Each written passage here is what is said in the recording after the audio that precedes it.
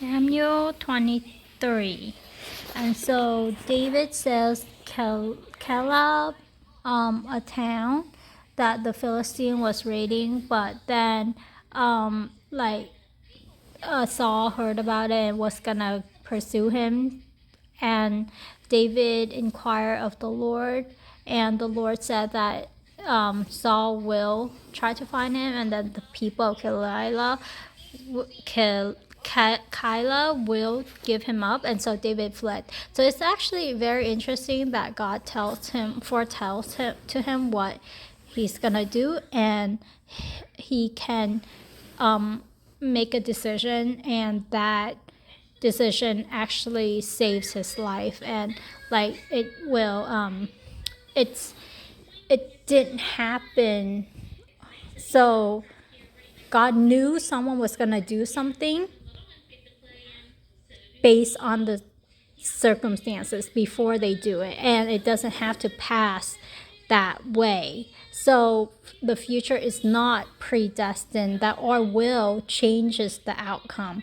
And so I think this is I didn't really notice it before, but now that I notice it, it's really interesting. And I've always kind of equated God to kind of the way that I understand him is he's a coder, and he his mind is kind of like a super computer, where when you're playing chess against an AI or against a computer, it doesn't have time to infinitely find out all possible combination, but it has. So it's called a decision tree in AI, and the decision tree has a depth. Like, it only goes up so far, and even based on that limited data, it can generate the best result.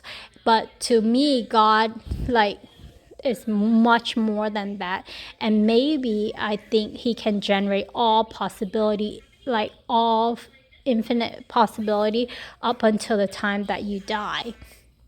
And so that's why the Bible said that he knows all things. He knows all of the future. And so to me, even though we have a free will, he, at each step we take, he knows all the possible outcome that will happen to us, and so he warns us not to go down this path and choose another path instead. And so that's how I understand the different, what God omniscience with human will. And I think it's this passage right here kind of support that.